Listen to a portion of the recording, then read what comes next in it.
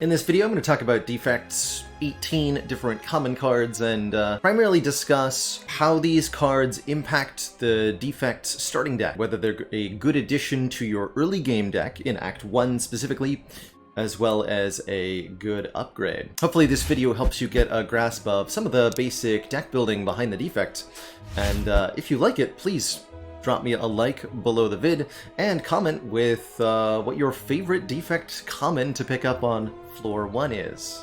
Although I have a suspicion as to a common favorite of everybody's. So without further ado, let's talk about these. First up is going to be the two orb generating commons. I'll talk about Ball Lightning and Cold Snap together because they're ultimately very, very similar cards. Both of these cards do some damage. 7 upgraded 10 in the case of Ball Lightning, 6 upgraded 9 in the case of Cold Snap, and both of these cards generate one orb.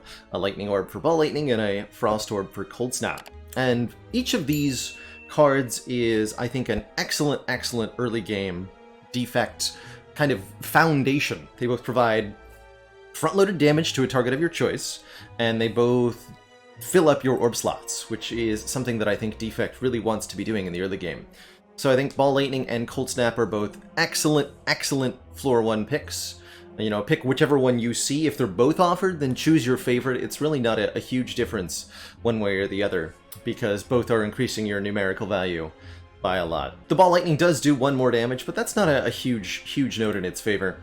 I think both are pretty reasonable upgrades. They get +3, and they are cards you're going to want to play when you see them, so do consider giving them an upgrade. Even that Cold Snap, for which 6 to 9 doesn't feel like a whole lot, but trust me, it's very impactful. And come Act 2, you'll be extremely happy you upgraded your Cold Snap, trust me. Next up, Barrage. Barrage is a Defect common I like more and more in the late game, when you're going to have a great number of orb slots to work with. Upgraded, in particular, this card can do 6 times, potentially 10 damage, which is enormous for a common card, and that's without any relics complementing it or anything like that. But in the early game, Barrage is going to hit for 8 or 12 at most. It's, I think, a reasonable addition if you've already picked up a Cold Snap or a Ball Lightning, but if you only have your starting relic and Zap, and especially if you don't have your starting relic, then Barrage really does fairly anemic damage to start, and I think that makes it a bit of a tepid pick in Act 1. So take it if you've got some additional orb generation. If you've picked up a Ball Lightning, a Cold Snap, a Cool-Headed, or better yet, something like a Chill, Chaos, or Glacier. But if you don't have any of those things, pass on Barrage. In the late game, if you have more than your standard 3 orb slots consistently, this becomes way better, and you should definitely think about it a lot in late game, but in Act 1, I don't like Barrage so much. Beamcell is a handy-dandy, zero-cost, vulnerable inflicting card. I really like Beamcell on Defect. It allows you to increase the damage of all your other attacks, and although Defect doesn't utilize attacks all that much, making them do more damage is definitely a very big deal. The fact that Beamcell is 0 cost is also a huge note in its favor. Comboing with things like Hologram or later in the rare pool, All for One, gets it back from the discard pile, since it is a 0 cost card, and it works particularly well in conjunction with Claw.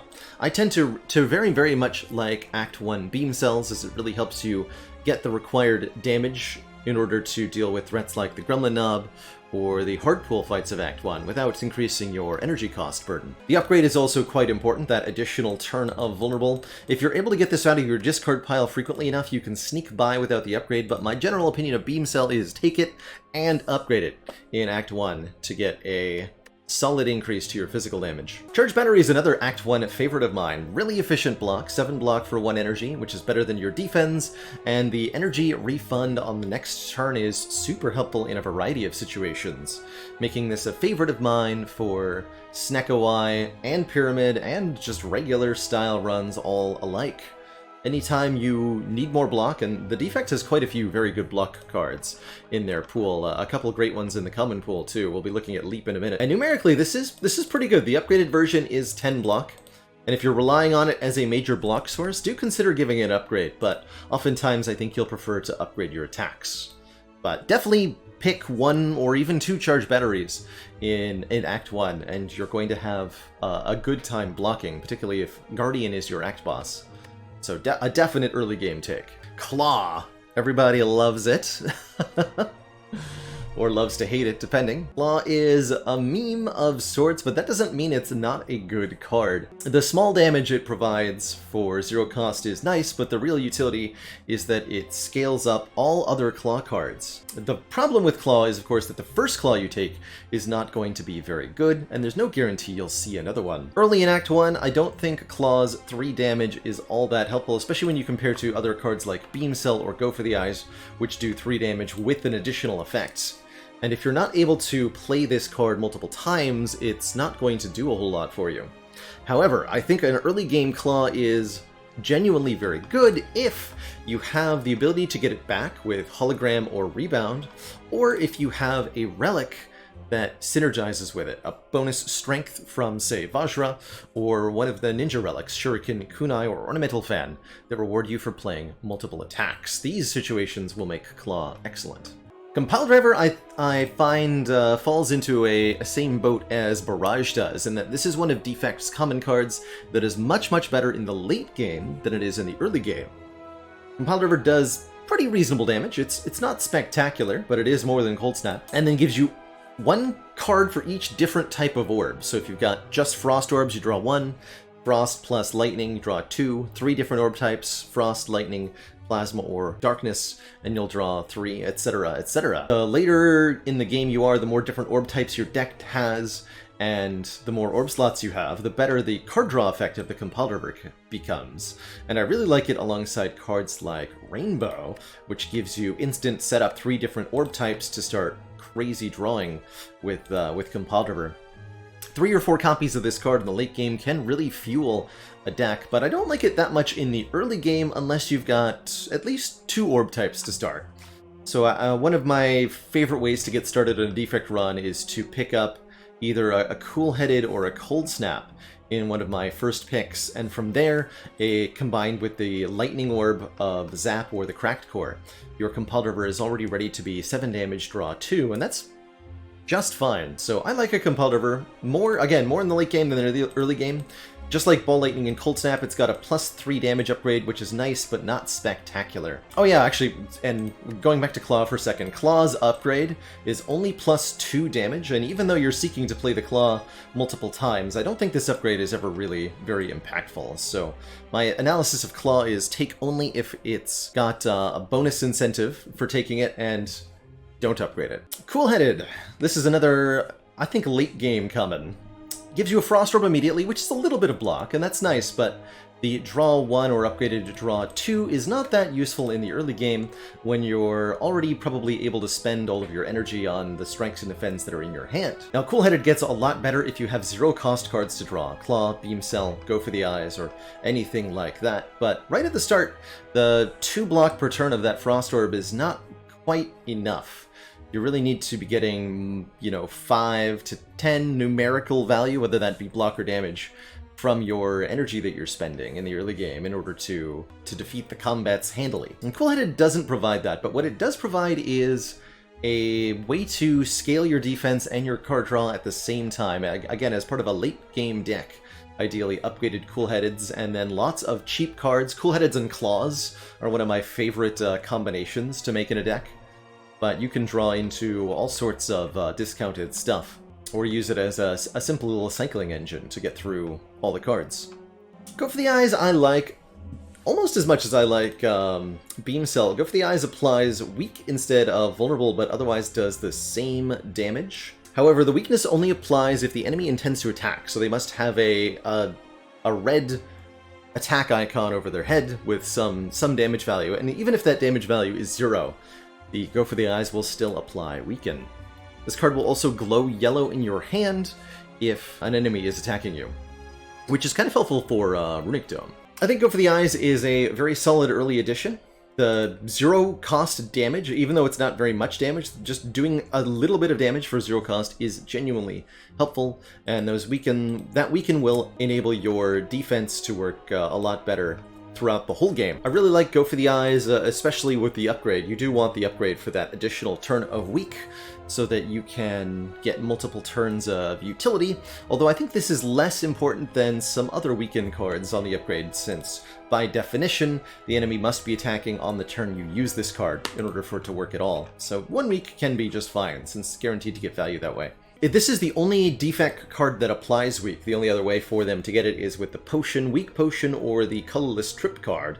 And for that reason, again, combined with, just like Beamcell, the ability to get it back with Hologram or All for One, can enable this to be a major source of status effect and damage mitigation into your late game. So I love an early Go for the Eyes, and if you don't need damage as much, I think an early upgrade on it is very good. Hey everyone. Did you know that you can now support me directly on YouTube by getting a channel membership? For as low as $5 a month, you'll get access to perks like custom badges and emojis to use in comments and discounts on the merch store, all while helping support me and this channel to do what I love every day. Just click the join button below to get started. Now back to the video. Hologram. Probably my favorite personal Defect common card. Hologram is the glue that holds my Defect decks together. It's a little bit of block and puts a card from the discard pile into your hand. The upgrade is 2 more block, but much more importantly, removes the exhaust keyword. Normally, Hologram gets played 1 time, and then goes to the exhaust pile, being removed from the deck for the rest of combat. But with the upgrade, you may use this card any number of times during combat. And this upgraded version of the card is a useful manipulation source for all sorts of kinds of Defect play. Hologram can enable infinite combos, whereby you repeatedly hologram a card that can draw more cards, or even another copy of Hologram, or a copy of All for One to return back more cards to your hand. You can combine that with a temporary or a cost reduction effect like Madness, or by combining some other cards, whether they be colorless or Defect cards, to create various draw and powerful engines. It's a heckin' good card. It's also just useful for getting, whatever it is that you need out of your discard pile, even if you're not doing something particularly complicated with it. Get back a Claw and play it 1 more time. Get back the Beamcell to make your cards hit harder. Get back a Streamline and play it at reduced cost. Hologram is excellent at just ensuring that you always have the card in your hand that you need when you need it. And for that reason, I think it's one of, if not the best, Defect common when it comes to the late game. Now, in the early game, Hologram is a worse than average block, and you may not have that much use for the returning a card from your hand, returning a card to your hand effect of it. It's good for grabbing your upgraded cards, whatever that card might be in the early game, or getting back your 0-cost cards. But I don't think it's as useful in Act 1 as, say, Ball Lightning is. So much more of an Act 2 or 3 card. Definitely want to upgrade this so that you may use it multiple times. But yeah, I think Hologram is overall fantastic. The king of card manipulation, and one of the reasons I think Defect can be so consistent. Another good entry into the Defect block is Leap. Leap is block, and that's it. It's just efficient block. 9 block or 12 upgraded. I like that Leap is still 6 block for 1 energy when frail, which is very, very relevant in Act 2. It's just I like to think of Leap as front-loaded block that you get to deploy immediately and mitigate lots and lots of damage with, and that just makes it really solid. If you're relying on Leap, definitely give it an upgrade. Upgraded Leap becomes an excellent target for Hologram. Get back that 12 block from your discard pile, and then for 3 energy, you're doing 12 plus 5 plus 12, 27 block for 3 energy. That's pretty good. And it's enough block for 1 card that you can get away with having a slightly less block density when you've got a card like Leap. One copy of Leap makes a very good, a reasonable take in Act 1, although having both Leap and a Charge Battery might be a little overkill. But a rock-solid Defect block, all in all. Rebound. This is a card I've come to like more and more as I get more experience with the game. The damage Rebound does is premium, even though it doesn't really look like it. 9 upgraded 12 is the best 1 energy damage Defect has. barring the, you know, if you total up the damage from Ball Lightning, it'll be higher, and if you have 3 orbs, Barrage can be higher. But other than that, Rebound does more damage than almost any other Defect attack. In addition to that, it's got a somewhat useful ability to put the next card you play on top of your draw pile. This does require some thoughtfulness. You must be careful and deliberate with your card ordering in order for Rebound to work for you, but it's ideal for putting 0-cost cards back on top. It's also ideal if you know your enemy's attack pattern. You can put block cards that you're going to need on top of the deck, or you can put damage cards that you will have an opportunity to play next turn on top of the deck. You can also play Rebound as the last card of your turn, and then that will prevent any card from being put back on top of your deck in the event that none of the other cards in your hand are something that you want to draw again next turn. It's not quite as strong a manipulation effect as Hologram is, but if carefully played around, it's just as useful. You can do things like draw a card to get the rebounded card immediately instead of on your next turn, or you can kind of chain effects like rebounding a hologram so that you have the hologram next turn to then hologram the rebound and continue to manipulate cards in a cycle turn over turn to get a particular card exactly when you need it, or repeatedly, whatever your use case may be. All in all, I really like Rebound. Recursion. Just like Ball Lightning and Cold Snap and Compiled River, Rebound has a +3 damage upgrade, and that's reasonably fine.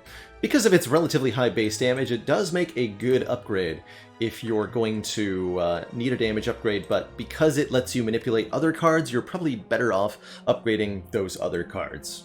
So I think Rebound is an excellent early game take, but maybe not necessarily a good upgrade. Recursion. This is a card I really struggle to like. Recursion evokes the front orb and then channels it again. In the event of a lightning orb, so, you know, in Act 1, you've probably only got a basic orb in play. A lightning orb would do 8 damage to a random enemy for 1 energy. A frost orb would block for 5 for 1 energy. Where this card really shines is if you have a Dark Orb. The Dark Orb will do all of its accumulated damage, and then you'll channel a new Dark Orb with the same damage. So if you have a 100 damage Dark Orb, Recursion will use that orb to do 100 damage, and then you'll create a new, already charged up to 100 damage Dark Orb in your back orb slot. And that is truly powerful. That's the real use case, I think, for Recursion, is to be able to cycle either Plasma Orbs or Dark Orbs. If you're just getting 8 damage or 5 block from Recursion, it's really not a very valuable effect relative to almost any other card. You'd rather have a Leap, or a Barrage, or a Ball Lightning, or something else that does more numbers than the Recursion does. But with Darker Plasma, there's some fancy stuff to be had. This is one of the few cards, very nobly, one of the few common cards that upgrades for a cost reduction. And that does also give it some utility. Upgraded Recursion is a free evocation, which can be quite useful if you've got focus, and just like other zero-cost cards in Defect, is a good to target for Hologram or All for One. But overall, I think Recursion really struggles to be useful. You must have either a lot of focus from, say, Consume can make Recursion good, or you must have a special orb type in order for this to be worth your while. Otherwise, you're better off grabbing another common. Stack's a bit of a weird one. I think Stack is a little bit below par, you know, probably worse than a Leap in the early game. But as you progress onwards, as long as you're building up a relatively large deck of cards, say 30 or so, then Stack can become a very powerful block source, blocking for 20 or more without even an upgrade for a single energy, something very few other cards can do. The problem with Stack, of course, is that it's not always dependable. It's entirely dependent on your discard piles, so how useful it is entirely dependent on when you draw it. Something like Retain can make that a lot better. Runic Pyramid can make Stack incredibly reliable, but even without any of that, I think Stack is worth considering as a block source, both in the early game and in the late game. It's not quite as reliable as, say, Charge Battery or Leap, but you'll not always be offered Charge Battery or Leap. So if this is the block card that you're offered, and you happen to want some more block, consider giving it a try. You might find that it blocks for more than you'd expect. Alright, last three real quick here. Steam Barrier. It's nice, zero cost block. The fact that this gets worse by 1 each time you block with it isn't too relevant. If you're overusing it with Hologram or All for One, then it can matter. But for the most part, I find that you get to block for 6 once and then 5 once, and then the combat's over. And so the fact that it decreases over time really doesn't matter that much. Zero cost 6 block is a really good deal compared to, say, Deflect on Silent when you're getting 4 block for 0 energy, and Steam Barrier starts to feel really good. The upgrade is only +2. I don't think it's hugely worthwhile. Probably better off upgrading other block cards, but if you find yourself playing it repeatedly, then consider the upgrade.